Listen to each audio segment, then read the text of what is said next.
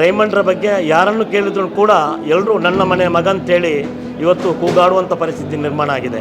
ಯಾಕೆಂತೇಳಿದರೆ ಅವರ ಕೈಯಿಂದ ಏನೇ ಯಾವ ರೂಪದಲ್ಲಿ ಕೂಡ ಯಾವ ಸಂದರ್ಭದಲ್ಲಿ ಕೂಡ ಏನೆಲ್ಲ ಸಹಾಯ ಮಾಡಿದ್ದಾರೆ ಅಂತೇಳಿ ಅವರಿಗೆ ಮಾತ್ರ ಅವರು ನಂಬಿರತಕ್ಕಂಥ ದೇವರಿಗೆ ಮಾತ್ರ ಗೊತ್ತಿರಬಹುದು.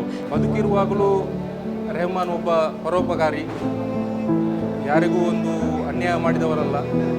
ಈಗ ನಾವು ನಮ್ಮ ದೇವಸ್ಥಾನದಲ್ಲಿ ಕಲ್ಲುಟ್ಟಿ ಮಂತ್ರ ದೇವತೆಯ ಚಾವಡಿ ಕಟ್ಟಲಿಕ್ಕಿತ್ತು. ಆಗಲೂ ನನಗೆ ಮರಳು ಹಾಕಿದವರು ರೆಹಮಾನ್ರವರೇ, ಇದೇ ರೆಹಮಾನ್ರವರು. ನಾವು ಮೊನ್ನೆ ತಾನೇ ಅವರ ಮನೆಗೆ ಕೂಡ ನಾವು ಭೇಟಿ ಕೊಟ್ಟಿದ್ದೇವೆ. ಬರುವಾಗ ನಮಗೆ ಬಹಳ ಒಂದು ದುಃಖಕರವಾದಂಥ ವಿಷಯ.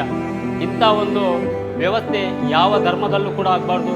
ಹಿಂದೂ ಆಗಲಿ ಮುಸ್ಲಿಮ್ ಆಗಲಿ ಎಲ್ಲ ಧರ್ಮೀಯರು ಸೌಹಾರ್ದತೆಯಿಂದ ಬದುಕುವ ಒಂದೇ ಕನಸನ್ನು ನಾವು ಕಾಣಬೇಕಾಗಿದೆ.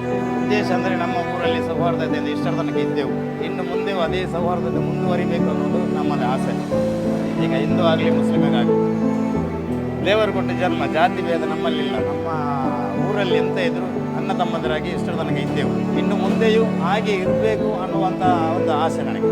ಇದು ಒಂದು ಒಳ್ಳೆಯ ಒಂದು ಕಾರ್ಯಕ್ರಮವನ್ನು ಇವರು ಹಮ್ಮಿಕೊಂಡಿದ್ದಾರೆ. ಯಾಕಂತಂದರೆ ಈ ನಮ್ಮ ಊರಲ್ಲಿ ಮೊನ್ನೆಯಿಂದ ನೋಡಿ, ಯಾರಾದರೂ ಏನಾದರೂ ಅಟ್ಯಾಕ್ ಆದರೆ ಏನಾದರೂ ಆದರೆ 1-2 ದಿವಸದಲ್ಲಿ ಎಲ್ಲ ಮರಕ್ಕೆ ಹೋಗ್ತಾರೆ. ಆದರೆ ಈ ಊರಲ್ಲಿ ಈ ಕೊಲೆಯಾಗಿ 13 ದಿವಸ ಆದರೂ ಇವತ್ತಿಗೂ ಎಲ್ಲರ ಕಣ್ಣೀರಲ್ಲಿ ನೀರು ಬರ್ತಾ ಇದೆ. ಅವನ ವಿಷಯ ಮಾತಾಡುವಾಗ ಅವನಿಗೆ ವೈಯಕ್ತಿಕ ವಿಷಯ ಬೇರೆ, ಆದರೆ ಇಲ್ಲಿ ಹಿಂದೂ ಮುಸ್ಲಿಮ್ ಆಗಿ ಅವನು ಯಾರಿಗೂ ಅನ್ಯಾಯ ಮಾಡಲಿಲ್ಲ. ಇದು ಎಲ್ಲಿ ಬೇಕಾದರೂ ಯಾರ ಇದರಲ್ಲಿ ಬೇಕಾದರೂ ಹೇಳ್ತೇನೆ.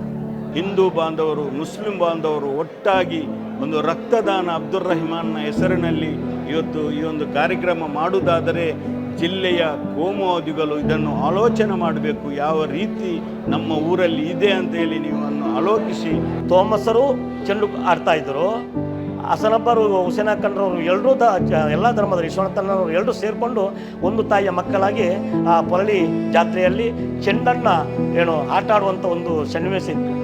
ಇದು ಯಾವ ರೀತಿಯಲ್ಲಿ ಬದಲಾವಣೆ ಆಯಿತಾ, ಯಾವ ಸಂದರ್ಭದಲ್ಲಿ ಬದಲಾವಣೆ ಆಯಿತಾ, ಇದಕ್ಕೆ ಕಾರಣ ಏನು?